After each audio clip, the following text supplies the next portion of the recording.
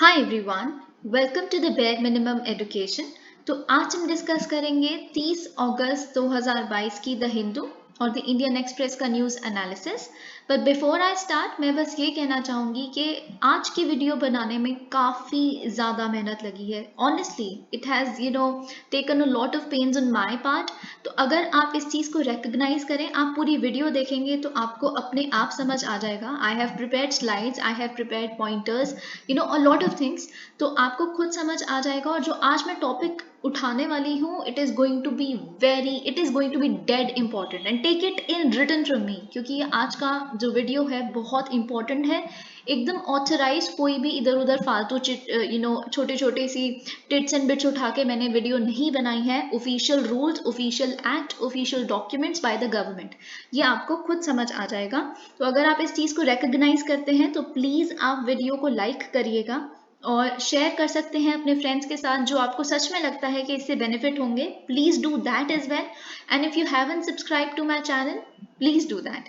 And as far as the ethanol blending and compressed biogas issue, biofuels, ये सब कुछ जो है मैं आने वाली वीडियोस में मोस्ट प्रोबेबली 1 या 2 सितंबर की वीडियो में इन इश्यूज को एड्रेस करूंगी। तो अगर आप इन टॉपिक्स में भी इंटरेस्टेड हैं तो आप प्लीज 1 और 2 सितंबर की वीडियोस जरूर देखिएगा। Okay, let's get started. Amid floods, Pakistan open to restarting trade with India. देखिए अभी क्या हुआ है, जैसा कि मैंने आपके साथ कल डिस्कस किया था, पाकिस्तान में जो फ्लड्स आई हैं उनमें 1000 से ज़्यादा जानें जा चुकी हैं। काफ़ी ऑलरेडी वो लोग इकोनॉमिक क्राइसिस में चल रहे हैं, बहुत ज़्यादा। सो मच सो कि वहाँ पे इमरजेंसी भी लगा दी गई है। और आप देख सकते हैं this a lot going on politics में, वहाँ पे काफ़ी ज़्यादा जल से निकल रहे हैं। बहुत कुछ पाकिस्तान में चल रहा है। उन्होंने इंपोर्ट बैन किया हुआ है अगले आने वाले 3 महीने के लिए। IMF से बेल आउट मांगा हुआ है।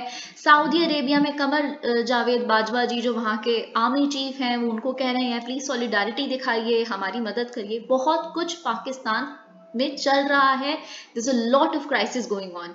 तो इन चीजों के चलते ही फ्लड का आ जाना, एक नेचुरल कैलामिटी का आना, एक इकोनॉमिक कैलामिटी के साथ साथ एक डिजास्टर का होना, it just added on to a lot of it.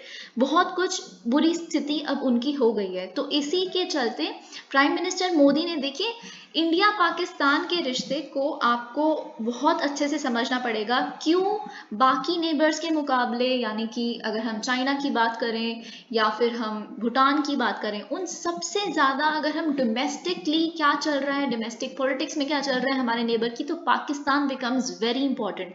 Pakistan के अंदर भी क्या चल रहा है और उनकी फॉरेन पॉलिसी भी कैसे चेंज हो रही है, इस चीज़ पे always keep an eye. Okay, you cannot ignore Pakistan's issue at all. तो इन्हीं चीज़ों के चलते हुए प्राइम मिनिस्टर मोदी ने अपना मैसेज डिलीवर किया है पाकिस्तान को। He has expressed heartfelt condolences to the victims of the floods in Pakistan.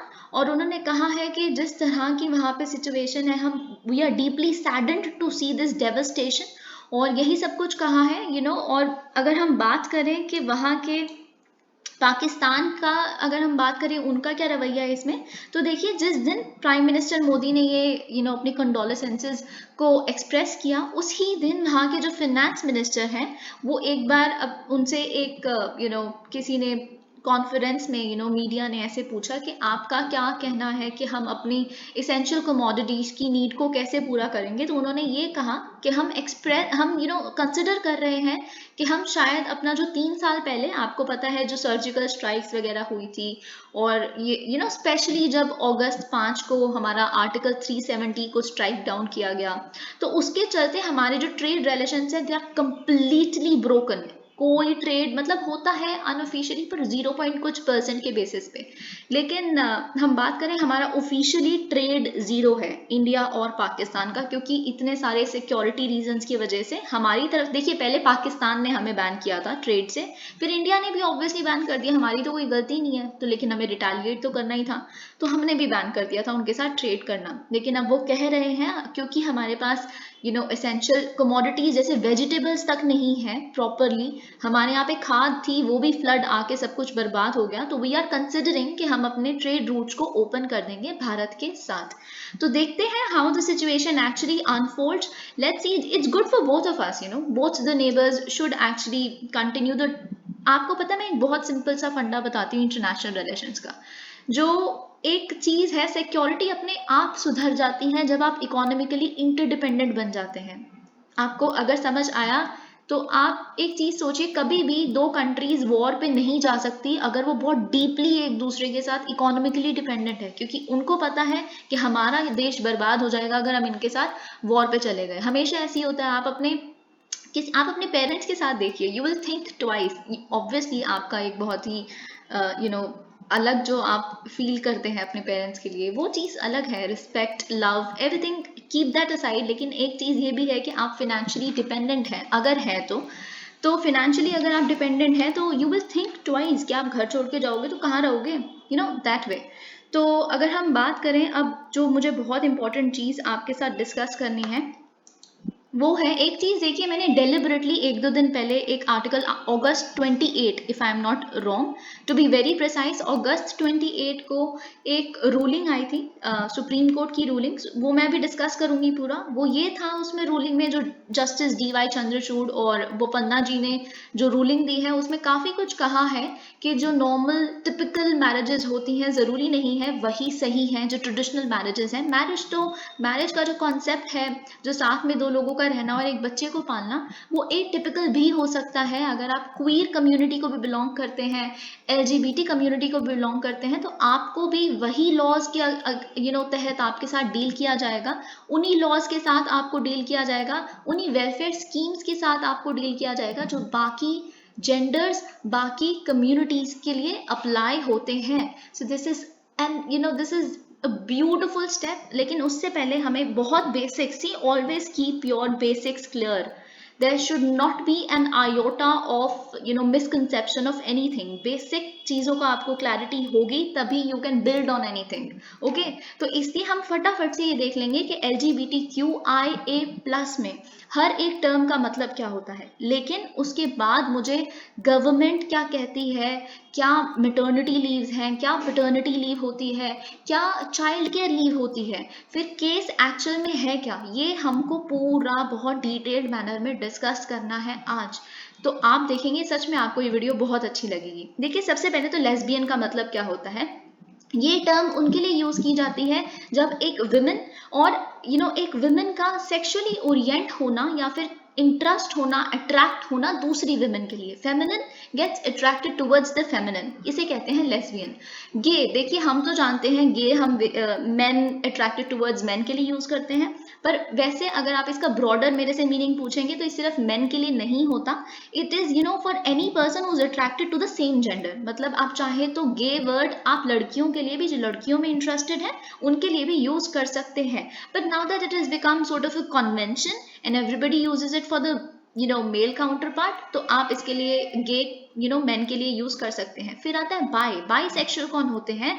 देखिए, अगर आप लड़की हैं या अगर आप लड़के हैं तो आप दोनों ही जेंडर में आपका इंटरेस्ट होना, सेक्सुअली या रोमांटिकली अट्रैक्टेड होना। If you are a man then attracted towards man and women both. Okay, तो ये होता है बाइसेक्सुअल। अगर हम बात करें अब बाकी टर्म्स की, अब इसमें LGBTQIA+ में टी का मतलब क्या होता है। देखिए, टी का मतलब तो वैसे हम ट्रांस बोलते हैं, लेकिन हम इसमें कुछ वर्ड्स हैं जैसे ट्रांससेक्सुअल जो इतना यूज नहीं किया जाता, हम ट्रांसजेंडर जानते हैं, लेकिन टी का मतलब ट्रांस है। ट्रांस एक ऐसी इंक्लूसिव टर्म है for anyone whose gender identity does not match their sex assigned at birth. देखिए, सबसे पहले तो आप ये समझिए सेक्स और जेंडर में फर्क क्या होता है। Sex is biological and gender is what we feel, the kind of work we do, the kind of role we take on ourselves, the kind of role the society imposes on us।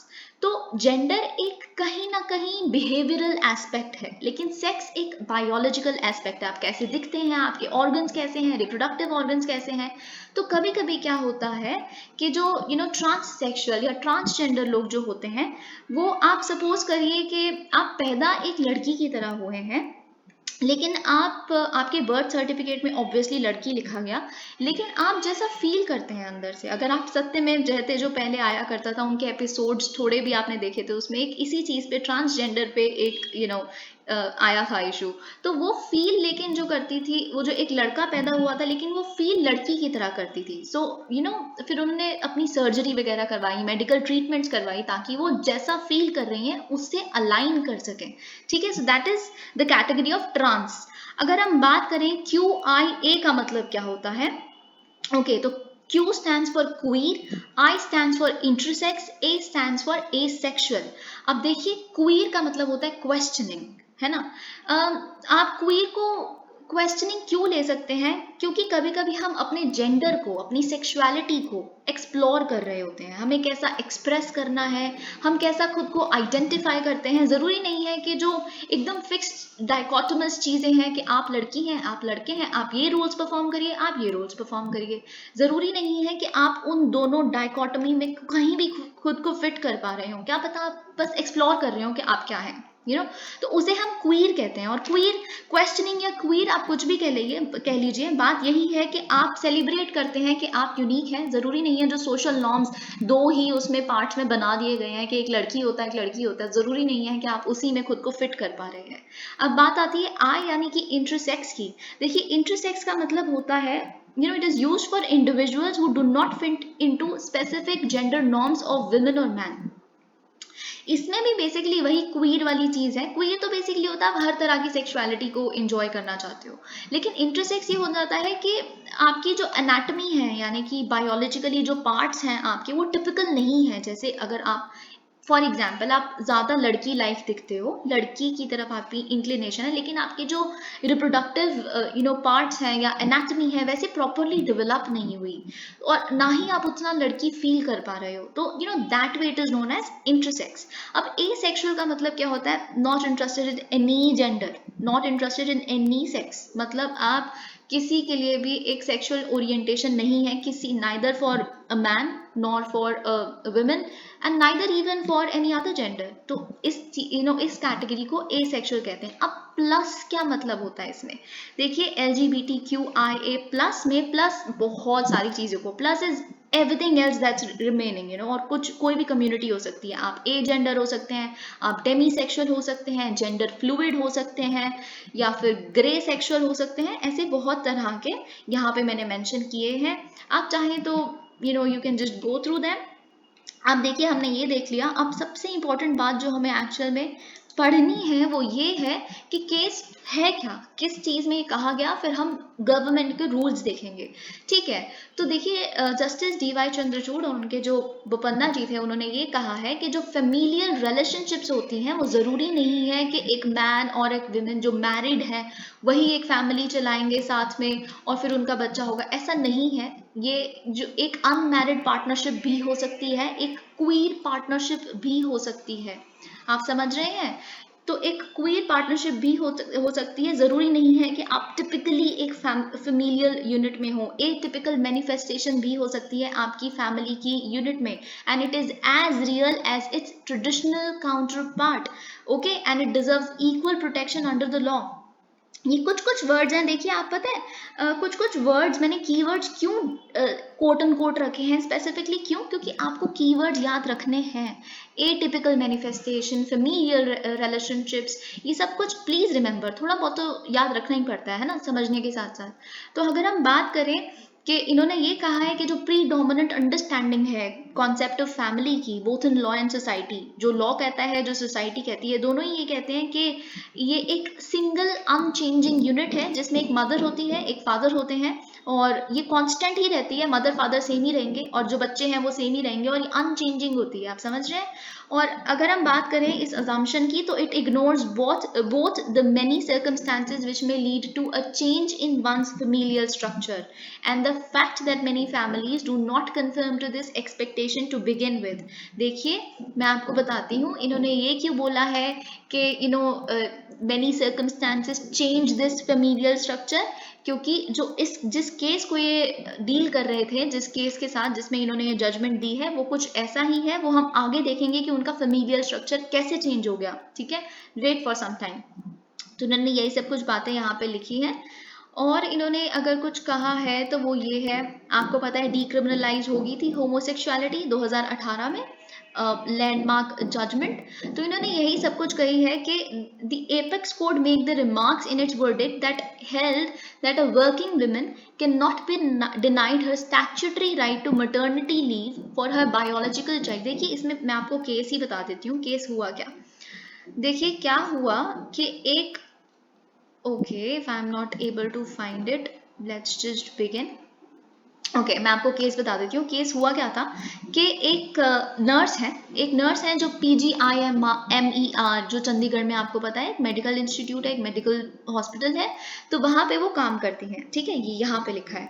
तो उनके जो husband है, जो appellant है actual में, जिन्होंने complaint डाली, उनके जो हस्बैंड है उन्होंने कंप्लेंट डाली है और उन्होंने ये कहा है कि PGIMER, देखिए PGIMER गलत नहीं है, उसे एक्चुअल में पता ही नहीं था कि क्या करना है, क्योंकि वो जो विमेन है, जो उनकी वाइफ है जिन्होंने ये केस डाला है, वो ऑलरेडी उनके जो हस्बैंड है जिन्होंने मतलब केस डाला है, उनके हस्बैंड की अपनी पिछली वाइफ से, जो इनसे पहले जो इनकी वाइफ थी, उनमें से 2 बच्चे हैं, ठीक है, और वो बहुत छोटे छोटे से बच्चे थे, वो जन्म देते ही उनकी डेथ हो गई थी। आप समझ रहे हैं, उनकी जन्म देते ही कुछ टाइम बाद डेथ हो गई थी, तो फिर इनसे शादी हो गई, ठीक है, इनसे शादी हो गई, फिर जिनकी जो नर्स है अभी, फिर जब उन्होंने उन छोटे छोटे बच्चों को पाला बड़ा किया, उनको कभी भी उनके बड़े करते हुए समय पे चाइल्ड केयर लीव लेने की जरूरत पड़ गई होगी, जो अभी जो नर्स हैं उनको, ठीक है।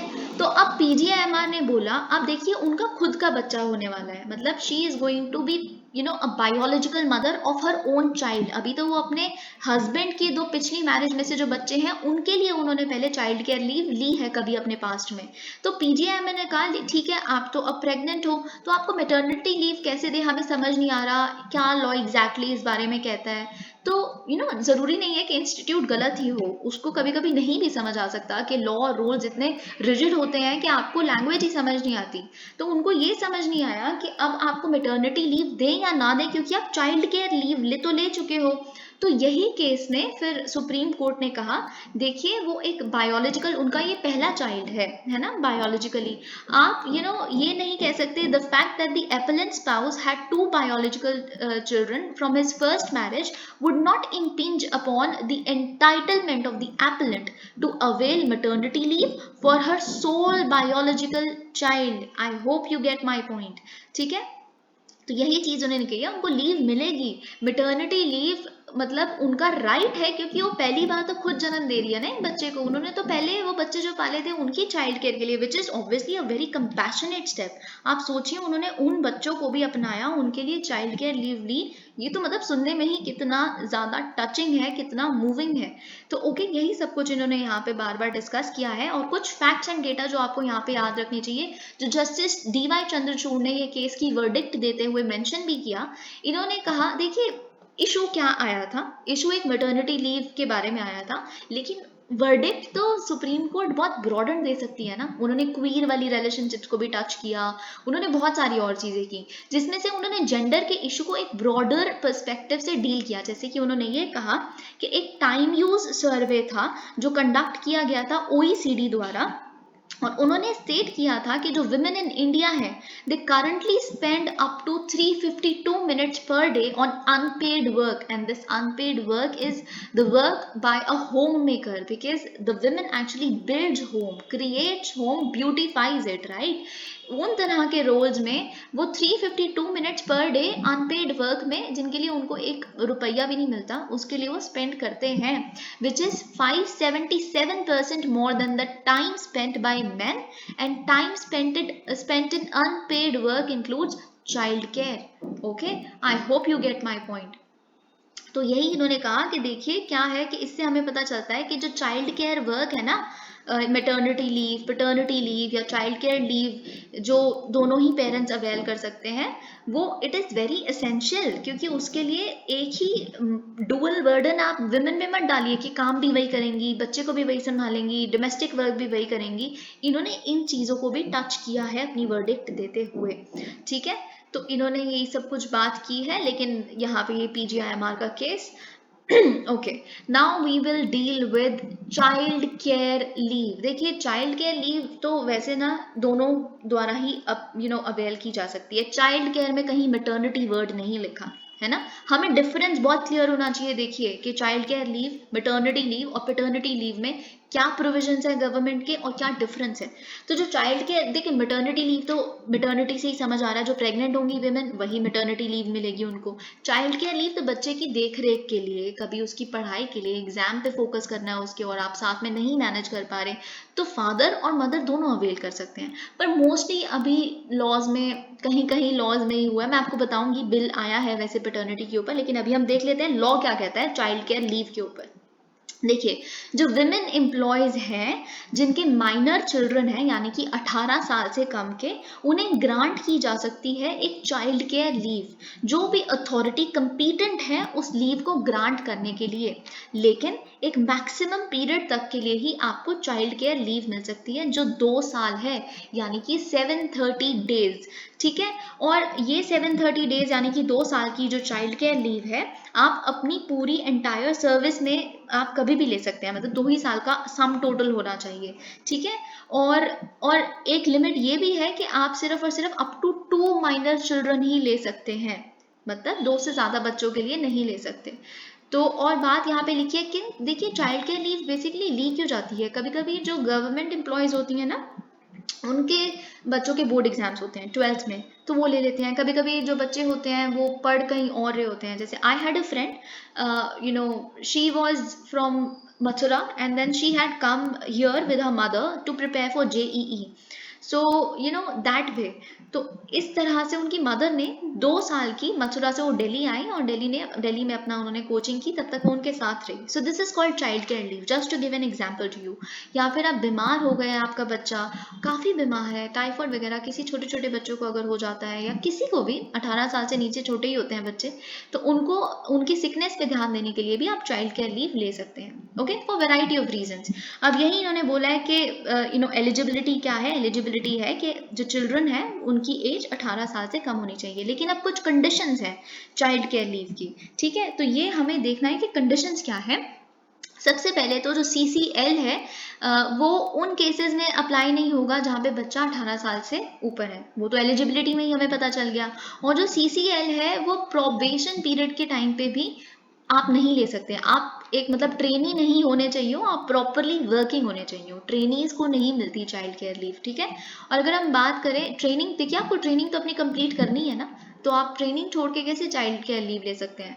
तो अगर हम बात करें कि नेचर क्या है चाइल्ड केयर लीव का, तो it shall be like the earned leave only. मतलब जैसे जो सैटरडेज हैं, संडेज हैं, गेजेटेड हॉलीडेज हैं, जो उस लीव के टाइम पे, जो चाइल्ड केयर लीव के टाइम पे फॉल कर रहे होंगे, वो भी चाइल्ड केयर लीव के तहत ही काउंट किए जाएंगे। Okay, in case of an earned leave. आप समझ रहे हैं अर्नड लीव क्या होता है? जब आप लीव पे हैं लेकिन आपको पे किया जाता है। ऐसे कुछ ऐसी थ्रेशोल्ड होती हैं कि इतने दिनों तक अगर आप जाएंगे कुछ गवर्नमेंट सर्विसेज में तो आपको एक अर्नड लीव मिलेगी। तो जो जैसे सैटरडेज हैं, संडेज हैं और गेजेटेड हॉलीडेज हैं कुछ गवर्नमेंट सर्विसेज में, उन पे भी पैसा मिलता है, उनकी सैलरी नहीं कट की जाती क्योंकि वो तो हॉलीडे है।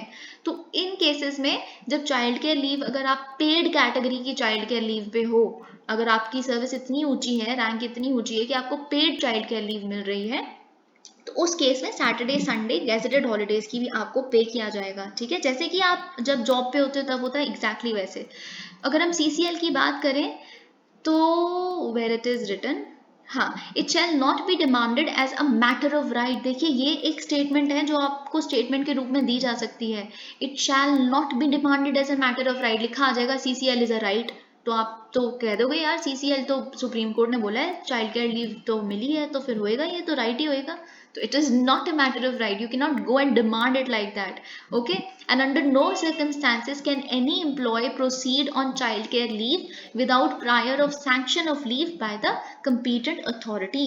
Okay, I hope you got my point कि कंपीटेंट अथॉरिटी से सलाह मशवरा करके उनसे फिर उनको अप्राइज करने के बाद ही आप डिमांड कर सकते हैं।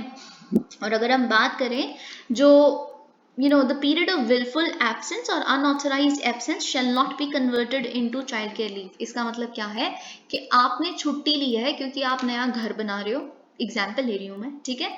और फिर आपने उसको ऐसे एप्लीकेशन डाल दिया और आप 3-4 महीने से अपना महल बना रहे हो, तो आपने कह दिया जी मैंने तो चाइल्ड केयर लीव ली हुई है ना। तो आप you can not convert your wilful absence और unauthorise absence into child care leave. आप ऐसा नहीं बता सकते कि मैं तो छुट्टी पे थी लेकिन वो चाइल्ड केयर की वजह से थी।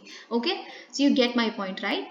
The period of earned leave or any other kind of leave already sanctioned or availed shall not be converted into childcare leave with retrospective effect. यही बात मैंने ऊपर भी बताई है।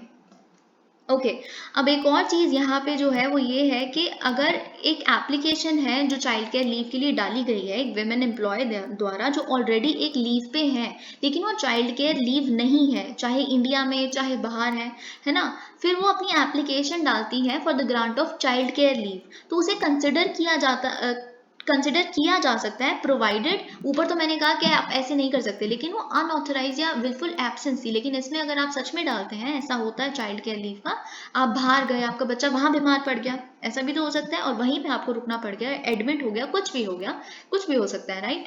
तो फिर उस केस में आपका वो एक्सेप्ट किया जा सकता है, provided you submit your application 1 month before the expiry of leave. Okay, अगर आप बाय चांस एग्जाम्पल आप लीजिए कि आप गए थे बाहर एक लीव पे छुट्टियों के लिए, ठीक है, एक प्रोफेशनल छुट्टी के लिए आप बाहर गए थे, तो उससे उसके खत्म होने से 1 महीने पहले आपको CCL के लिए एप्लीकेशन डालनी पड़ेगी। ओके, और अगर बाय चांस जो कंपीटेंट अथॉरिटी है उसको नहीं वो करते अप्रूव, तो आपको ज्वाइन करनी पड़ेगी duty.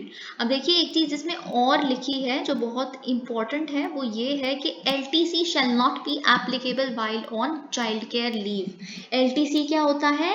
Leave travel concession. Leave travel concession क्या होती है कि एक तरह का सैलरी का कंपोनेंट ही होता है, जहाँ पे एम्प्लॉयर जो होता है वो क्या देता है अपने एम्प्लॉयज़ को कि कुछ दिन आप ट्रैवल कर सकते हो अपनी फैमिली के साथ, जैसे ऐसे कूपन्स दे दिए कि ये मलेशिया की ट्रिप है जो हमारी तरफ से आपके लिए। तो इन तरह के कंसेशंस जो साल भर साल मिलते हैं ऑलमोस्ट हर उसमें एम्प्लॉयमेंट में, आपको चाइल्ड केयर लीव के दौरान वो नहीं मिलेगा, ठीक है। अब एक चीज़ और जो आपको याद रखने की ज़रूरत है कि एक अमेंडमेंट हुई थी चाइल्ड केयर रूल्स में, चाइल्ड केयर लीव रूल्स में, रूल नंबर 43C, ठीक है। तो उन्होंने क्या चेंजेस किए थे कि जो CCL है may be granted at 100% of the leave salary for the first 365, मतलब अगर पहला आपने फॉर एग्जांपल 2 साल की इकट्ठे कंसेक्यूटिवली आपने लीव ले ली, या फिर आपने 1 साल की अभी ली, 2-4 साल बाद फिर आपने दूसरे साल की भी लीव ले ली, तो पहले साल में तो आपको, अगर आप एक उस पे हो अर्नड लीव पे हो, तो या जो भी आपकी लीव सैलरी है, देखिए कहीं it depends on the kind of job, कहीं जॉब्स ऐसी होती है जिसमें 50% ऑफ द सैलरी मिलती है आपको जब आप लीव पे होते हो। तो अगर 50% ऑफ द सैलरी मिल रही है, वैसे एग्जाम्पल लीजिए आप, आपकी जो सैलरी है वो 1 लाख है, लेकिन आपके रूल्स आपकी ऑर्गेनाइजेशन के ये कहते हैं कि जब आप लीव पे होंगे तो आपको 50,000 मिलेगी, ठीक है। तो अगर आपने चाइल्ड केयर लीव डाली तो पहले 1 साल के लिए तो आपको 50,000 ही मिलेगी, ठीक है, लेकिन फिर जब आप एक और साल के लिए अगर लीव लेंगे अपनी चाइल्ड केयर लीव, तो उसका 80% मिलेगा, यानी कि 80% ऑफ 50,000।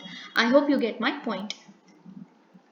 अब यहाँ पे मैं आपको दिखा रही हूँ यही रूल 43(7) का, क्या दिखा रही हूँ मैं, ये स्पेसिफिकली डील करते हैं सिविल सर्विसेज रूल्स से, क्योंकि अब इसका आपको बताने का एक रीज़न है। आप कहेंगे हमें क्या मतलब है, आप जेनरिक बताओ, लेकिन सिविल सर्विसेज रूल्स में जो चाइल्ड केयर लीव से रिलेटेड रूल नंबर 43C है, इसका आपको बताने का रीज़न एक तो मैंने ऊपर बता दिया आपको, रीज़न ये है क्योंकि यही एक ऐसा वो है जहाँ पे पैटर्निटी लीव को स्पेसिफिकली रूल में मैंडेट किया गया है।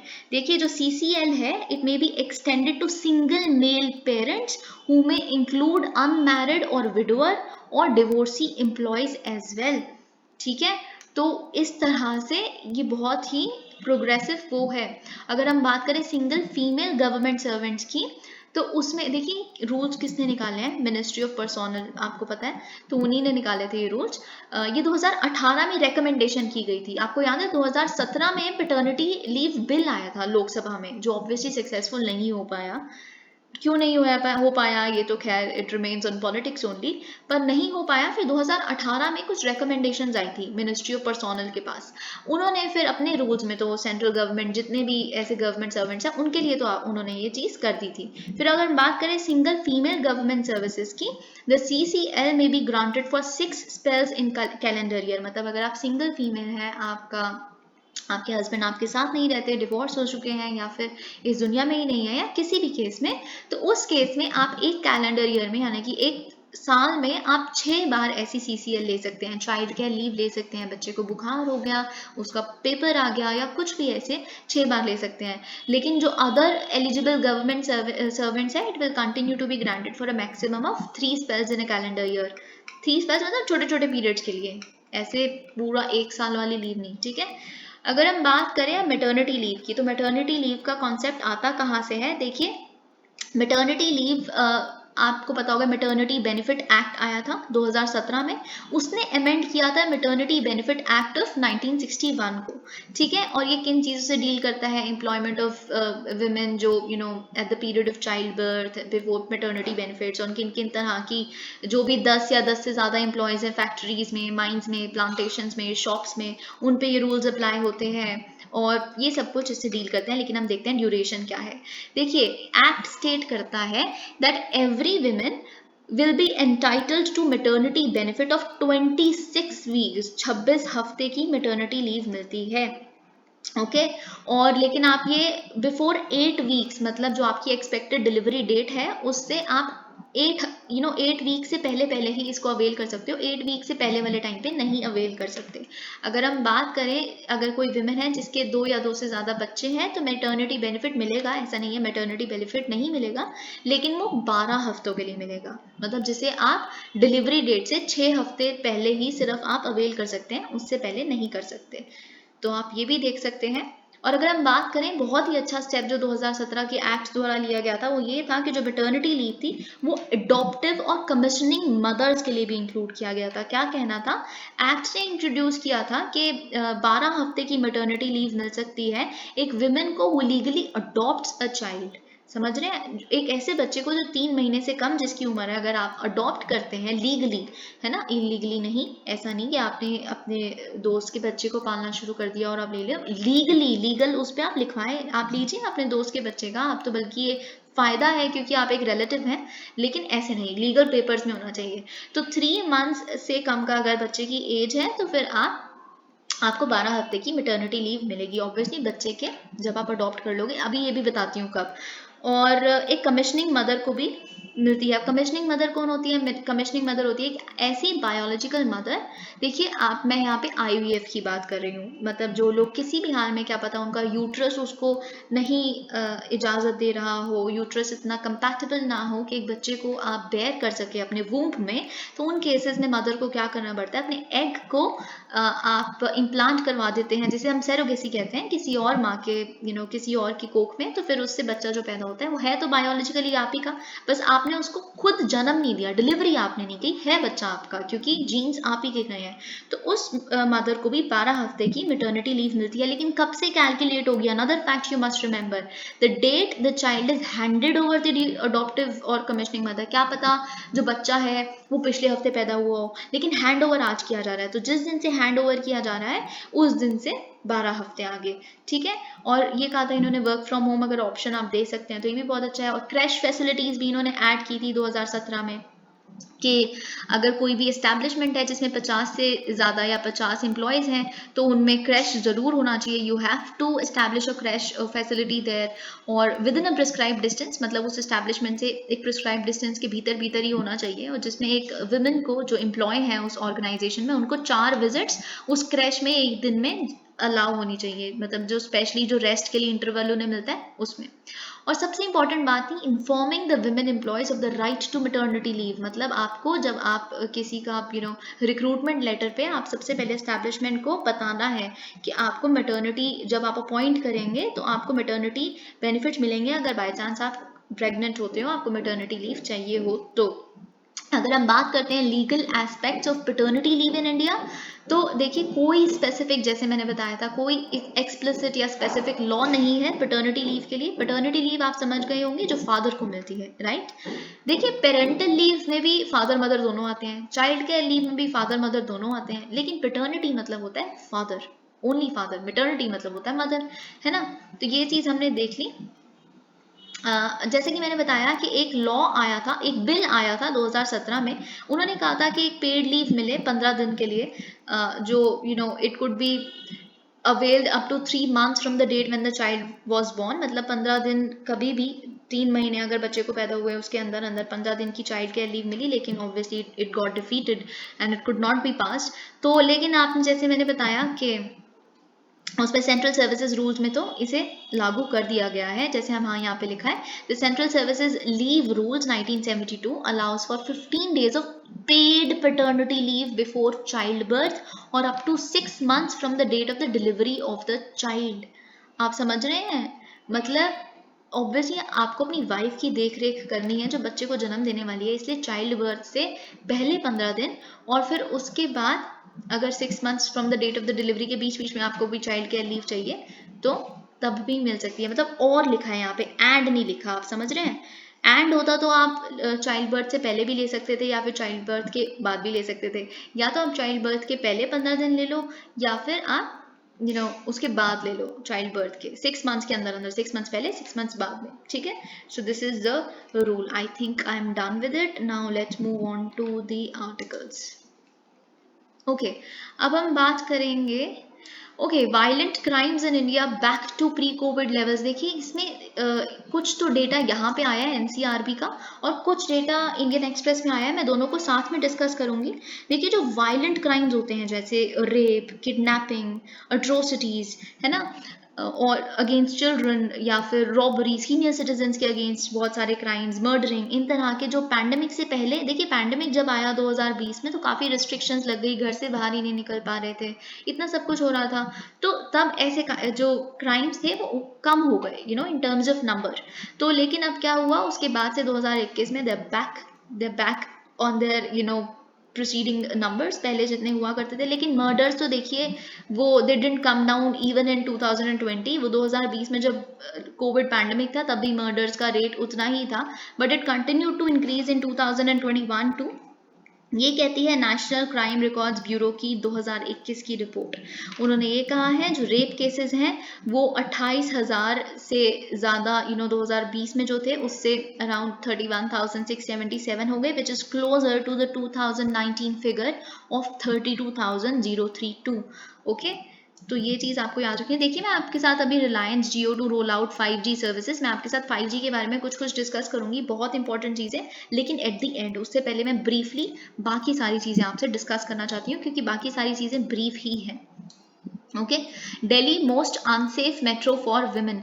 देखिए ये कहा गया है कि जो नेशनल कैपिटल है यानी कि दिल्ली, उसने सबसे ज़्यादा केसेस रिकॉर्ड किए हैं रेप के, तो इस केसेस में नंबर 1 पे आती है दिल्ली। और 19 मेट्रोपॉलिटन सिटीज़ हैं हमारे इंडिया में, आपको ये बात पता होनी चाहिए। उसमें से जो अगर हम दिल्ली की बात करें तो दिल्ली में एवरेज नंबर ऑफ रेप्स जो पर दिन होते हैं वो 3 हैं। It's huge. आप सोचिए कि हर दिन 3 लड़कियों का रेप हो रहा है, which is unthinkable. Okay, for the third consecutive year, Delhi topped the list of crimes against women among all the metropolitan cities. In 2021, crimes against women rose by 40% over the previous year. और dowry deaths भी 136 गिनी गई दिल्ली में 2021 में, और भी बहुत कुछ। देखिए एक और चीज़ में जो दिल्ली टॉप करती है वो ये है सीनियर सिटीजन्स के अगेंस्ट जो सबसे ज़्यादा क्राइम्स किए जाते हैं, और चिल्ड्रन के अगेंस्ट भी, वो भी सबसे ज़्यादा दिल्ली में होते हैं। फिर बहुत सारे विमेन रिलेटेड क्राइम्स, उसमें भी नंबर 1 पे दिल्ली है। अगर बात की जाए विमेन रिलेटेड क्राइम्स की तो यहाँ पे एक डेटा लिखा है कि हाँ, क्रूअलिटी जो हस्बैंड या फिर रिलेटिव्स द्वारा की जाती है वो भी सबसे ज़्यादा दिल्ली में ही होती है। सो इस चीज़ में भी दिल्ली टॉप पे है। और अगर बात की जाए 95% ऑफ द क्राइम्स जो अगेंस्ट विमेन हो रहे हैं they are carried out by their relatives and hence do not amount to crimes related to law and order। ये पुलिस ने कहा है। देखिए वो तो घर के अंदर हो रहा है ना, हस्बैंड और जो भी विमेन कर रही है, जो भी उनके रिलेटिव्स कर रहे हैं, वो तो घर के अंदर हो रहा है। हम बाहर तो तैनात नहीं रह सकते। देखिए बाहर कुछ होता है, कोई अगर बाई चांस कोई प्रोटेस्ट चल रही है बहुत बड़ी और उसके चलते किसी के साथ कुछ गलत होता है, हम वहाँ तैनात हैं। लेकिन ऐसे तरह की चीज़ें में हम कैसे 24/7 चीज़ों को वो करें। लेकिन देखिए पुलिस ने एक बात कही है कि इसलिए क्यों बढ़े हैं। एक रीज़न तो ये है, आप देखिए इसके बारे में आपसे 2-3 चीज़ें मैं डिस्कस करूंगी अभी। लेकिन पुलिस ने ये कहा है कि ये जो इंक्रीज इन क्राइम रेट हमें दिख रहा है ना, उससे आप ये मत समझिए कि अभी इतने ज़्यादा क्राइम्स होने शुरू हो गए हैं। क्राइम्स पहले भी होते थे, लेकिन आप एक चीज़ तो देख सकते हैं, क्राइम्स रिपोर्ट होने शुरू हो गए हैं। अब now women are actually coming forward and they're charging and they're registering their grievances, which is good, which is not good obviously क्योंकि वो प्रताड़ित हैं। पर बात ये है कि वो अब रजिस्टर कर रहे हैं, they're showing more courage in that part। Okay, तो ये चीज़ अच्छी है। और अगर हम बात करें कि ये क्या कर रही है दिल्ली गवर्नमेंट इस चीज़ के लिए, या दिल्ली पुलिस क्या कर रही है, तो उन्होंने बोला हमने काफ़ी स्टेप्स ले रहे हैं। जैसे हम सेल्फ डिफेंस ट्रेनिंग कैंप्स लगा रहे हैं विमेन के लिए। येस दैट्स ट्रू, बहुत सारे सेल्फ डिफेंस कैंपेन्स चल रहे हैं दिल्ली में। और ट्रेनिंग सेशंस इन्होंने कहा है कि हम सीनियर सिटीजन्स को भी देते हैं ट्रेनिंग।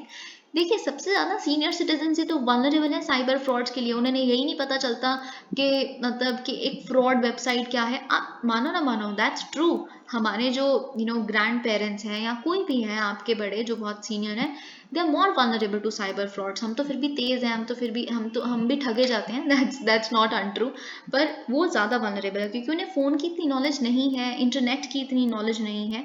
तो उनको भी ट्रेनिंग दी जा रही है, लिटरेसी बढ़ाई जा रही है उनकी इंटरनेट की। और अगर मैं आपसे जो बात करने वाली थी, देखिए बहुत बहुत प्रॉम्प्ट क्वेश्चन होता है बहुत बार जो दिल्ली में रहने वाले लोग हैं, जो दिल्ली के इंटेलेक्चुअल्स हैं, उनसे ऐसा क्यों है कि दिल्ली ही सबसे पढ़ी लिखी जगह है हमारे इंडिया की, because it is the national capital. सबसे ज़्यादा स्कूलिंग एजुकेशन सबसे ज़्यादा यहाँ पे अच्छी है। नॉट आई मीन मैं जनरली कह रही हूँ, do not come with Kerala और other things, I agree to that.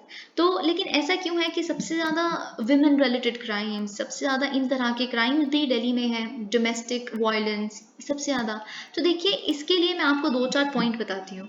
Number 1 जो यहाँ पे पुलिस ने कहा, दिल्ली पुलिस ने, कि देखिए यहाँ पे लोग ज़्यादा अवेयर हैं, उनके साथ अगर कुछ होता है तो वो उसको रिपोर्ट करते हैं। आप किसी छोटी छोटी जगहों पे जाएंगे, वहाँ पे जो औरतें हैं वो एक्सेप्ट करती हैं, उनको लगता है ये शादी का एक नॉर्मल से शादी का ही पार्ट है। उनको मारा जाना, उनके ऊपर डोमेस्टिक वायलेंस होना, ये शादी का नॉर्मल सा पार्ट है, पति परमेश्वर एंड ऑल दैट तो वहाँ पे ऐसी रिपोर्टिंग नहीं होती। तो दिल्ली में क्योंकि एडुकेशन ज़्यादा है, इस वजह से लोग ज़्यादा अवेयर हैं। एडुकेशन नहीं भी है लेकिन दिल्ली में लोग अवेयर तो बहुत है। आप अपनी डोमेस्टिक हेल्प या किसी से भी बात करिए, यू विल फाइंड कि अवेयर यहाँ सब कुछ है, सब है। मेट्रोपॉलिटन सिटीज़ में, अगर आप किसी मेट्रोपॉलिटन सिटी में रहते हैं तो इसीलिए ज़्यादा रिपोर्टिंग होती है क्राइम की। दूसरा पॉइंट ये है कि एडुकेशन नॉट नेसेसरली इंश्योर कि क्राइम्स नहीं होंगे, विच इज़ ट्रू। एडुकेशन हमारा सोशल बिहेवियर, सोशल आउटलुक, हमारा दिमाग की सोच वो नहीं बदल देती। बहुत हद तक कभी कभी मतलब बहुत रूढ़िवादी लोग आपको जज दिख जाएंगे बने हुए, जो मैं आगे डिस्कस करने वाली हूँ। तो education necessarily does not prevent such crimes. Okay, दूसरा पॉइंट ये। तीसरा पॉइंट जो दिल्ली के केस में या किसी भी मेट्रोपॉलिटन सिटी के केस में जो वैलिड है बहुत हद तक, आप इसको गलत मत लीजिएगा। आप इसको बस एक फैक्ट की तरह, जो स्टेटेड फैक्ट है, मेरा इसमें कोई ओपिनियन नहीं है, मैं बस आपको बता रही हूँ कि दिल्ली या फिर कोई भी और मेट्रोपॉलिटन सिटी जो है, वहाँ पे बाहर से लोग बहुत माइग्रेट करते हैं, है ना, छोटी छोटी जगहों से, वेज लेबरर्स ऐसे, है ना। तो उनको इतना नहीं होता समझ, उनकी जो अपब्रिंगिंग है वो बचपन से ऐसा डोमेस्टिक वायलेंस अपने पापा को करते देखते हैं, फिर बड़े होते हैं, फिर वही उसको रेप्लिकेट करते हैं, उन्हें एक्चुअल में पता ही नहीं है कि ये गलत है। तो यहाँ पे क्योंकि वो लोग भी हैं, तो रिपोर्ट जब वो क्राइम करते हैं तो वो उन लोगों का भी तो रिपोर्ट होता है ना। सो दैट वे, क्योंकि दिल्ली का कुछ भी खुद का नहीं है, everyone has come here and established themselves here. So that way, I hope you got my point as well. अब हम एक और चीज़ देखते हैं, इंडियन एक्सप्रेस में भी इससे रिलेटेड एक डेटा आया है, जो आई think I should address. First time daily wager suicides cross quarter of national capital, national total, I'm really sorry, national capital is kind of stuck with my brain. Okay अब देखिए क्या हुआ है कि 2014 से अगर हम बात करें, अगर उस टाइम की रेटिंग्स की बात करें, उस टाइम की नंबर्स की बात करें, तब से लेके अभी तक जो डेली वेजर्स हैं, यानी जो दिन की दिहाड़ी के उस बेसिस पे कमाते हैं, जो सुसाइड करके मरते हैं, उनका नंबर काफ़ी ज़्यादा एंड दे बढ़ चुका है and they have cross the quarter mark for the first time. पहली बार ऐसा हुआ है कि एनसीआरबी का जो डेटा आया है, उसमें से जो सुसाइड यानी कि जो रिपोर्ट है accidental deaths and suicides in India, उसमें जो डेली वेज अर्नर्स हैं वो 25% से ज़्यादा काउंट करते हैं, which is something we should really be pondering upon. जो उनका जो हालत है कितनी ज़्यादा बुरी है. अगर आप कोविड के टाइम पे देखिए, सबसे ज़्यादा यही थे डेली वेज अर्नर्स ही थे जो हिट हुए थे, तो ये चीज़ हमें बिल्कुल सोचनी चाहिए. अब हम बात करते हैं curing the patriarchal mindset in the legal system. देखिए मैं इसके कुछ डायमेंशंस आपके साथ डिस्कस करूंगी कि पेट्रियार्कल माइंडसेट सबसे पहले जुडिशरी से क्यों हटना चाहिए. देखिए मैंने आपसे 2-4 दिन पहले एक केस डिस्कस किया था जहाँ पे केरला का एक सेशंस हाई कोर्ट, एक डिस्ट्रिक्ट कोर्ट के जो जज थे, उन्होंने क्या कहा, उन्होंने बोला कि जो सेक्शन 354A है इंडियन पीनल कोड का, वो अप्लाई नहीं होता जो केस मेरे सामने आया उस पर, क्योंकि जो एक्टिविस्ट है जो और जो एक आर्टिस्ट है जिसने बेल की मांग की थी, वो अराउंड 74 या 80 ईयर्स के थे. तो उन्होंने कहा मुझे बेल इसलिए चाहिए कि, और जज ने भी ये कहा, देखिए हमें बेल तो देनी पड़ेगी, उनको एंटिसिपेटरी बेल तो देनी पड़ेगी, क्योंकि जो ड्रेस पहनी थी जो लड़की ने, जो एक्चुअली विक्टिम थी, वो इतनी सेक्सुअली प्रोवोकेटिव थी, वो खुद इन तरह के एक्ट्स को बढ़ावा दे रही थी, adding oil to the flame, ऐसी वाली बात हो रही थी. और तो फिर इसमें क्या गलती है, असॉल्ट तो होएगा ही ना, सेक्शुअल असॉल्ट तो होगा ही जब ऐसी आप सेक्सुअली प्रोवोकेटिव ड्रेसेस पहनेंगे, है ना. ये सब कुछ उन्होंने बोला. और दूसरी बात उन्होंने बोली, देखिए वो लैब पे खुद तो नहीं बिठा, जो 80 साल का बूढ़ा इंसान वो लैब पे उनको खुद तो नहीं बिठा लेगा एक लड़की को, वो तो बूढ़ा है, वो कैसे बिठा सकता है लैब पे. फिर उनको बहुत सारी चीज़ें सुननी पड़ी. सबसे पहला तो सेक्सुअली प्रोवोकेटिव वाली चीज़ में मैंने आपके साथ डिस्कस किया था कि आप पेट्रियार्की देख रहे हैं, राइट, क्या सेक्सुअली प्रोवोकेटिव है क्या नहीं है, ये इशू कहाँ से अराइज हो रहा है. दूसरी बात जो लोगों ने उस टाइम पे प्रोटेस्ट की थी वो ये थी कि वो 80 साल के ज़रूर हैं पर वो मॉर्बिड नहीं है, वो चल फिर सकते हैं, एक्टिव है काफ़ी, कि वो अपनी गोद में नहीं बिठा सकते. ये कौन सा लॉजिक हुआ भाई उनको बेल देने का. आई hope you get my point. तो पॉइंट, अब मैंने आपको पूरी स्टोरी बता दी, इसका कॉन्टेक्स्ट बता दिया. तो इन्होंने यही कहा है कि it goes against women's constitutional right to dignity, life, personal liberty and privacy, Article 21 of the Indian Constitution. और उन्होंने यही सब कुछ यहाँ पे डिस्कस किया है कि आपने एक लड़की की ड्रेस को सेक्सुअली प्रोवोकेटिव टर्न करके उसको ऑब्जेक्टिफाई कर दिया, right, which is nonsense. Okay तो फिर अब देखिए, लेकिन केरला हाई कोर्ट जो है उन्होंने स्टे कर दिया है और स्टे लगा दिया है उस पर कि नहीं बेल वेल कुछ नहीं मिलेगी. आपने क्या बोल दिया ये, तो हम होपफुल हैं कि इसका ढंग का रिजल्ट आए, कुछ केरला हाई कोर्ट इसमें एक ढंग की जजमेंट दे. तो अगर हम सुप्रीम कोर्ट की बात करें, देखिए मैं आपको एक बात बताती हूँ, विमेन इन जुडिशरी, मैंने आपके साथ ये टॉपिक डिस्कस किया हुआ है, या फिर फेमिनिज्म इन जुडिशरी, फेमिनिस्टिक जूरिस्प्रूडेंस, ये सारे जो टॉपिक्स हैं ये बहुत इंपॉर्टेंट हैं. पता है क्यों, अभी हम डिस्कस करेंगे क्यों, लेकिन हमें इससे पहले देखना है, एक दो केसेस आपको याद करने चाहिए. जैसे सुप्रीम कोर्ट में एक केस गया था 2021 में, Aparna Bhatt versus the state of Madhya Pradesh. तो उसमें सुप्रीम कोर्ट ने ये अपहोल्ड किया था कि the use of reasoning or language which diminishes the offense and tends to trivialize the survivor in gender violence cases is especially to be avoided under all circumstances. इन तरह की बातें बोल के आप केस को कम दिखा रहे हो कि इतना बड़ा तो केस ही नहीं है, गलती तो उन्हीं की है, और फिर एक उनकी डिग्निटी को इम्पिंच करना, इन तरह की चीज़ें हर केस में अवॉइड की जानी चाहिए. और केरला सेशंस कोर्ट जज का ये बोला जाना clearly violets the guideline given by the supreme court. Okay, जिन्होंने यही कहा है कि ये इंस्टेंसेस, ऐसी इलस्ट्रेशंस हैं, हमें ये बताते हैं कि किस तरह का एटीट्यूड है जुडिशियल वर्डिक्ट्स का, है ना. तो इन्होंने यही सब कुछ बात यहाँ पे की है. ओके, अब हम देखते हैं विमेन और जुडिशरी का ताल्लुकात हैं क्या. जैसे कि हमने बताया कि सबसे पहली चीज़ तो आपको ये देखनी है, पॉइंट वाइज पॉइंट मैं आपको बताती हूँ. सबसे पहली चीज़ जो इम्पोर्टेंट है कि women, it becomes very hard for women to actually approach court, वहाँ जाके अपना केस लड़ना बहुत ही मेंटली टॉर्चरस होता है, पता है आपको, क्योंकि it's very hard for a women to get financial support. कभी कभी तो वो फिनेंशियली इंडिपेंडेंट भी नहीं होती। बहुत सारी ऐसी वुमेन हैं आज भी जो अपने हस्बैंड्स या फिर अपने फादर्स उनके या फिर अपने बेटे के उस पे या फिर बेटी के उस पे सर्वाइव करती हैं, तो वो फिनेंशियली इंडिपेंडेंट नहीं है, उनको इमोशनल सपोर्ट नहीं मिलता। हर बार फैमिली यही कहती है आप वो कॉम्प्रोमाइज कर लो बेटा, इग्नोर करो इग्नोर करो। ये चीज तो एक क्लीशे है जो हमेशा सुनने के लिए मिलती ही है एक लड़की को, ठीक है। कस्टम, ट्रेडिशन, सोसाइटी का टैबू, जो हर चीज जो आती है, ये चीज सबसे पहले तो एक्सेस ही नहीं है जुडिशरी का वुमेन के पास।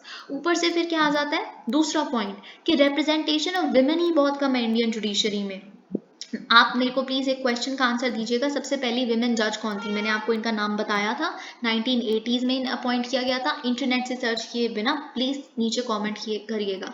तो सबसे अब देखिए, सबसे बड़ी बात तो ये है कि हमारा कॉन्स्टिट्यूशन आए 1950 से लेके आज हम आज़ादी का अमृत महोत्सव भी सेलिब्रेट कर रहे हैं, आज तक सिर्फ 11 विमेन जजेस, मतलब कितनी अजीब बात है ये, आप सोच के देखिए।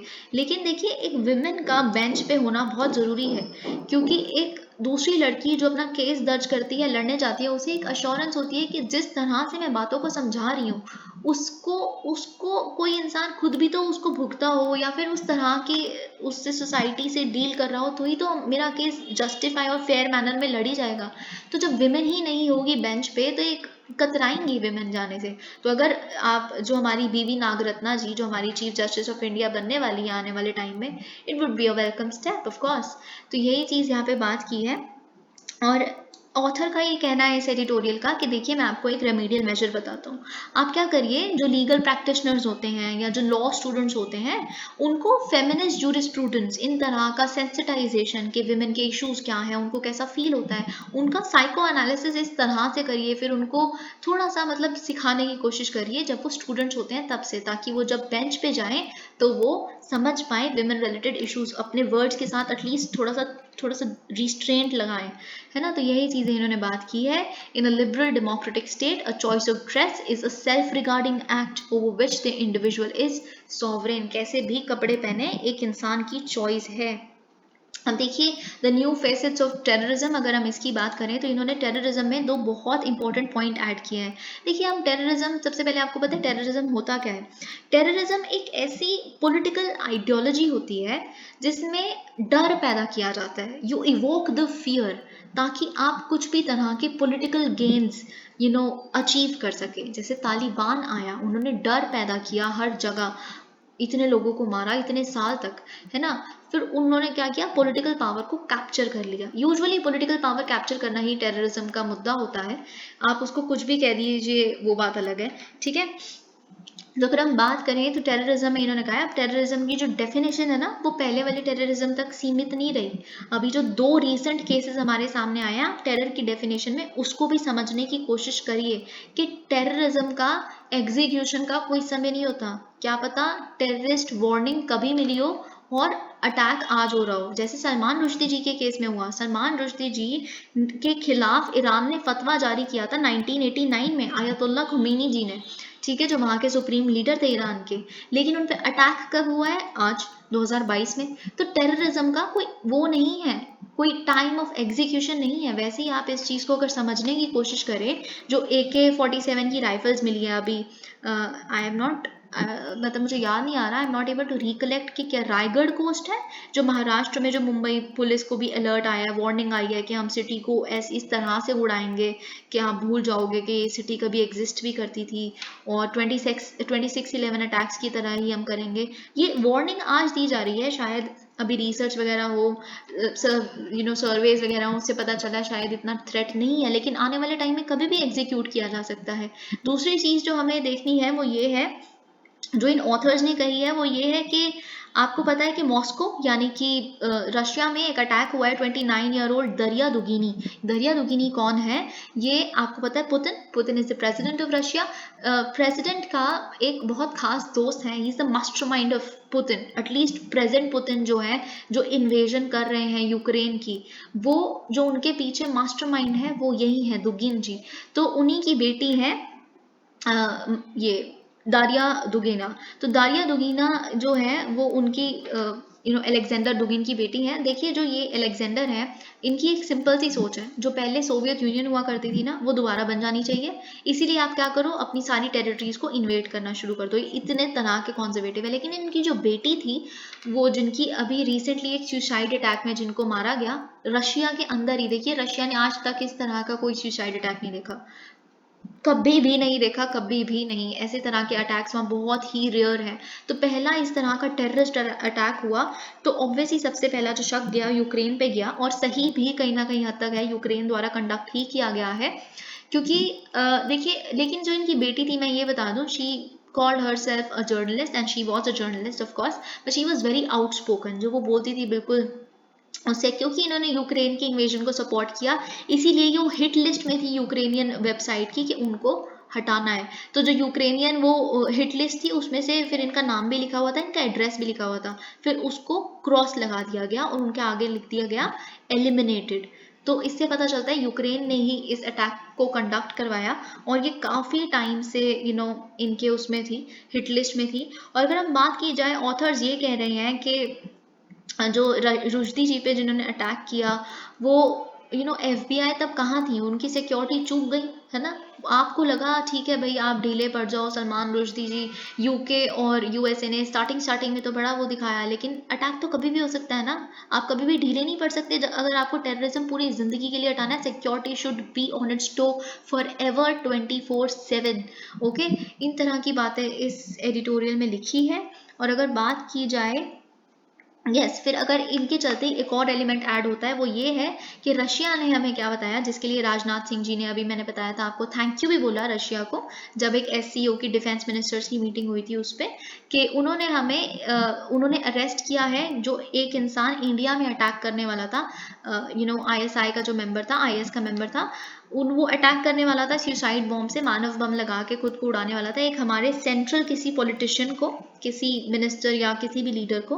तो इनका कहना बस ये है कि देखिए, पब्लिक फिगर्स पे इन तरह के टेरर अटैक्स होना, जो हमने सलमान रुश्दी जी के खिलाफ देखे, दारिया दुगीना के खिलाफ देखे, और जो सेंट्रल पॉलिटिशियन के अगेंस्ट इंडिया के होने वाले थे, बहुत ही बढ़ते जा रहे हैं। इसको टेररिज्म की डेफिनेशन के अंदर ऐड करना चाहिए, इस पे काफ़ी तरह से ध्यान दिया जाना चाहिए। जो भी सिक्योरिटी इस तरह की पब्लिक फिगर्स के लिए चाहिए, उसको इंश्योर करना चाहिए। कहाँ से ये लोग आ रहे हैं, किसी तरह की चूक नहीं होनी चाहिए। और यही इन्होंने बोला है कि विजिलेंस हमेशा तैनात रहनी चाहिए, और यही सब कुछ उन्होंने बोला। टेक्नोलॉजी, सॉफ्टवेयर टूल्स हैक ना हो पाए, इन चीज़ों पे ध्यान दीजिए, और यही सब कुछ। और इन्होंने एक सजेशन दिया है, मैं इस चीज़ से पता नहीं अग्री करती हूँ कि नहीं, पर इन्होंने बोला है कि पॉलिटिशियन सोच समझ के बातें बोलें, रिलीजियस मैटर्स को जितना हो सके उतना कम बोलें उस चीज़ पे। कहीं क्या पता रिलीजियस एक्सट्रीमिज्म के चलते आपके ऊपर अटैक हो जाए या कुछ भी। तो ये उन्होंने सजेशन दी है।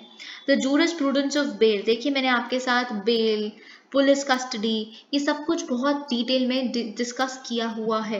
तो मैंने आपके साथ रेगुलर बेल, एंटिसिपेटरी बेल, ये सब कुछ आपको डेफिनेशंस विद एग्जांपल्स बताए हैं। लेकिन मैं आज आपको कुछ बहुत स्पेशल बताने वाली हूँ, जो उस दिन मैंने आपको नहीं बताया था। वो ये है कि स्टैट्यूटरी बेल क्या होती है, ठीक है। लेकिन उससे पहले हम पढ़ लेते हैं इसमें क्या कहना है इनका। इनका कहना है कि जो बेल का पोस्ट इंडिपेंडेंट इंडिया में जो बेल का सबसे ज्यादा बेडरॉक है, मतलब ये बेल का प्रोविजन अगर हम कहीं से एक्सप्लिसिटली डिराइव कर सकते हैं, तो वो आता है article 21 of the constitution. Now this is something you must remember कि आर्टिकल 21 किस चीज में मैं अभी तक आपको बता चुकी हूँ। Right to food supreme court ने बोला आर्टिकल 21 से आता है। राइट टू प्रिवेसी आर्टिकल 21 से आती है। मैंने मैनुअल्स के वेंजर्स के लिए बताया था, वो राइट टू लाइफ यानी कि आर्टिकल 21 से।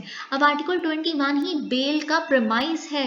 बेल मिलने का सबसे बड़ा प्रमाइस ये है कि डिग्निटी, लाइफ, लिबर्टी, इसको प्रोटेक्ट करता है आर्टिकल 21, ठीक है। देखिए, लेकिन आपको ये बात पता होनी चाहिए, आर्टिकल 21 वैसे तो हर केस में आपके साथ रहेगा, क्योंकि एक नेचुरल राइट है, जो आप जस्ट बिकॉज ह्यूमन प्रेजेंट हो तो पैदा हो तो ह्यूमन करके ही आपको ये राइट मिल जाता है। Right to life, as you get born as human you get these rights. तो लेकिन बात ये है, इनको भी हमारा कॉन्स्टिट्यूशन कहता है कि दे कैन बी डिप्राइव्ड, कुछ मतलब आर्टिकल 21 डिप्राइव किया जा सकता है, but only through the procedure established by law which must be just, fair and reasonable, मतलब ड्यू प्रोसेस ऑफ लॉ, ठीक है। तो इसके तहत ही बस आप कर सकते हो। अगर हम बात करें स्टैट्यूटरी बेल और एक चीज बात की है यहाँ पे, स्टैट्यूटरी बेल क्या होता है? देखिए, स्टैट्यूटरी बेल का जो प्रोविजन है वो आता है section 167 of the CrPC, criminal procedure code से आता है। तो सेक्शन 167 क्या कहता है? स्टैट्यूटरी बेल को हम डिफॉल्ट बेल भी कहते हैं। डिफॉल्ट में आपको समझ आ गया होगा वर्ड से कि बाय चांस जो इन्वेस्टिगेशन है वो कंप्लीट ही नहीं हुई पुलिस ऑफिसर्स द्वारा या फिर इन्वेस्टिगेटिंग अथॉरिटीज द्वारा विद इन 90 डेज और 60 days depending upon the severity of the case, तो उसके केसेस में 60 या 90 डेज के बीच बीच में अगर इन्वेस्टिगेशन नहीं हुई तो फिर आपको बेल मिल गई, बाय डिफॉल्ट आप रिहा हो जाएंगे। ठीक है, तो अगर आपका इन्वेस्टिगेशन ही वो नहीं हुआ, इन्वेस्टिगेशन कंप्लीट नहीं हुई, तब तो जाके ट्रायल शुरू होगा ना। इन्वेस्टिगेशन कंप्लीट हो नहीं रही, डेडलाइन पूरी हो नहीं रही, तो बाय डिफॉल्ट स्टैट्यूटरी बेल या डिफॉल्ट बेल आपको मिल जाएगी। This is something you must remember. और इन्होंने यही कहा है कि देखिए, जो बेल है ना, bail should be the rule and jail should be an exception. यही सुप्रीम कोर्ट ने अभी रिसेंटली भी कहा था कि बेल रूल होना चाहिए और जेल एक्सेप्शन होना चाहिए, क्योंकि इनोसेंस हमेशा प्रिज्यूम्ड होती है ना। One is innocent unless and until proven guilty. तो आप प्लीज गिल्टी पहले ही मत समझ लीजिए एक इंसान को जो पीएमएलए करता है, यानी कि prevention of money laundering act. देखते हैं, इसमें भी वैसे लिस्ट हुआ है ये केस भी, आजकल में इसकी भी रूलिंग आएगी तो हम डिस्कस करेंगे उसको। अब यहाँ पे एक ट्रिपल टेस्ट होता है बेल देने के लिए। एक रेगुलर बेल जो होती है, जो आप अवेल कर सकते हैं, उसके लिए ट्रिपल टेस्ट होता है। ट्रिपल टेस्ट के तीनों चीजें आपको याद होनी चाहिए। Number 1, the ascertainment of whether the accused is at flight risk. इसका मतलब क्या होता है कि बाय चांस आपको जब भी बुलाया जाए, समन किया जाए या फिर कोर्ट कचहरी में आपका प्रेजेंस होना जरूरी हो, तो आप नहीं तब आए, आप भाग जाएं, आप देश छोड़ के भाग जाएं, आप स्टेट छोड़ के भाग जाएं, आप रन पे हैं। ठीक है। Number 2, possibility of tampering with the evidence. मतलब एविडेंस है, बाय चांस आपके खिलाफ कोई सबूत मिला है, आप सबूत को किसी भी तरह से टैंपर करने की कोशिश कर रहे हैं। Number 3, influencing the witnesses. मतलब जो भी वहां पे इन विटनेस मौजूद थे जिन्होंने आपको क्राइम करते देखा है, आप उनको पैसे देके उनसे ये स्टेटमेंटें दिलवा लेते हो, नहीं इन्होंने तो कोई क्राइम नहीं किया, मैं तो वहीं पे था। इसे कहते हैं इन्फ्लुएंसिंग विटनेसेस। तो इन तरह के 3 टेस्ट अगर वो होते हैं, ये बेल को देते समय मद्देनजर रखे जाते हैं, ये 3 टेस्ट। इसके एडिशन में, इन तीनों के एडिशन में सुप्रीम कोर्ट ने एक और एडिशन किया था। सुप्रीम कोर्ट ने एडिशन किया था पी चिदम्बरम केस इन 2019। उन्होंने बोला था एक और चीज आप कंसिडर करिए बेल देते हो, वो है gravity of the offence. Okay, so this is an additional consideration. Gravity an offence क्या होता है? ग्रेविटी ऑफ एन ऑफेंस मतलब उस ऑफेंस का नेचर क्या है। क्या पता बहुत ही ब्रूटली रेप हुआ हो किसी विमेन का, तब आप कैसे दे दोगे? तब आप कैसे दे दोगे बेल? या फिर कुछ ऐसा जो आपने किसी को बहुत प्रताड़ित किया हो। Depending on the nature of the offence you can consider, depending upon the extent to which a crime has been committed. Okay, Chinese troops stop graziers in Ladakh. देखिए क्या हुआ है, लद्दाख का जो डेमचौक एरिया है ना, जो line of actual control India और चाइना के बीच में जो बॉर्डर है, वहाँ पे मतलब जो ग्रेज है, जो अपनी गाय भैंसे चराने वहाँ लेके जाते हैं, जो जितने भी ऐसे लोग हैं जो डेयरी फार्मिंग भी करते हैं, तो अभी तक उन पे कोई ऐसी रोक नहीं थी। लेकिन पहली बार ऐसा हुआ है कि इन लोगों को जो अपने लाइफ स्टॉक के लेके वहां जा रहे थे, चाइना के पर्सोनल ने रोक लिया और ऑब्जेक्ट कर लिया, ये तो हमारी टेरिटरी है, आप कहाँ घुसी जा रहे हो। लेकिन इंडिया कहती है वो हमारी टेरिटरी है, और है भी, है ना, सैडल पास के पास। तो यही चीज एक आपको देखते हैं। देखिए इसका जो इंडिया चाइना का वो है, जब तक एक परफेक्ट रेजोल्यूशन, देखिए 16 अभी तक टॉक्स हो चुकी हैं, लेकिन अभी भी कोई रेजोल्यूशन नहीं आया इस चीज़ का। तो देखते हैं। देखिए जैसे मैंने आपको बताया था कि जो हमारे एस जयशंकर जी हैं, जो लैटिन अमेरिकन कंट्री के वहाँ पे उन्होंने एक 3 कंट्री टूर पे है, तो उन्होंने क्या कहा था कि हम अर्जेंटीना क्या चाहता है कि एक इंटरनेशनल कैंपेन द्वारा, एक इंटरनेशनल नेगोशिएशन द्वारा फॉकलैंड्स टेरिटोरियल इशू है जो यूके और अर्जेंटीना के बीच में, जो एक सदर्न अटलांटिक ओशन में बसा हुआ एक आइलैंड्स है, उनको डील किया जाए, उसकी सुलह की जाए। लेकिन इंडिया ने भी सपोर्ट दिखाया था। जी हाँ, बिल्कुल, एक इंटरनेशनल कैंपेन होना चाहिए जिससे इस चीज़ की सुलह निकलनी चाहिए कि फॉकलैंड्स आइलैंड्स की जो सोवरेनिटी है वो कौन लेता है, यूके लेता है या फिर अर्जेंटीना के पास है। देखिए अभी तो वैसे ऑफिशियली अगर हम देखें तो इन्होंने कब्जाया हुआ है 19th सेंचुरी से, 1830s में इन्होंने ले लिया था, ब्रिटेन पीपल ने उसको अपने अंडर ले लिया था, तब से यही लोग वहाँ पे एडमिनिस्टर कर रहे हैं। लेकिन कहते ये हैं कि राइट हमारा है, अर्जेंटीना ये कहता है। तो इंडिया ने कहा था जी हाँ बिल्कुल इंटरनेशनल नेगोशिएशन होनी चाहिए ताकि इस मुद्दे का सोल्यूशन निकले कुछ। तो लेकिन यूके ने कहा है नहीं जी बिल्कुल भी नहीं। क्यों, कोई डाउट ही नहीं है इस बारे में कि यूके की सॉवरेनिटी है उन आइलैंड्स पे, किस बात का नेगोशिएशन, किस बात का कैंपेन, है ना। तो आप कुछ भी नहीं कह सकते। तो this is something that we had to look at. Okay, another very important factor is Beijing ahead of Indian tech hubs in APAC। देखिए एक रिपोर्ट आई है the global intersection of talent and real estate tech cities के ऊपर। इन्होंने ये कहा है कि एशिया पैसिफिक में बेंगलुरु जो है वो सेकंड नंबर पे आती है, बीजिंग नंबर 1 पे आता है in terms of technology, in terms of technical hub. तो इन तरह टेक मार्केट्स जहाँ पे हैं, टैलेंट कितना है, रियल एस्टेट यानी कि प्रॉपर्टी डीलर्स वगैरह वाली चीज़, बिजनेस एनवायरनमेंट मैट्रिक्स, इन सारी चीज़ों को मद्देनज़र रखते हुए इन्होंने ये कहा है कि बेंगलुरु नंबर 2 पे आता है, जहाँ पे टेक जॉब्स वगैरह कितनी है, ये सारे पैरामीटर्स पे इन्होंने जज किया है। अब आरबीआई सोच रही है कि वो एक फ्रॉड रजिस्ट्री बनाए। फ्रॉड रजिस्ट्री में क्या होगा, जितनी भी फ्रॉडुलेंट वेबसाइट्स हैं जो उन पे रिपोर्ट की जाएं, फ़ोन नंबर्स या फिर इन तरह की जितनी भी चीज़ें जो डिजिटल फ्रॉड में जो इन्वॉल्व हैं, उनका एक डेटाबेस बनाया जाए ताकि प्रिवेंट किया जाए ऐसे फ्रॉडस्टर्स को, ताकि वो अपना रिपीट ना कर सके ऑफेंस।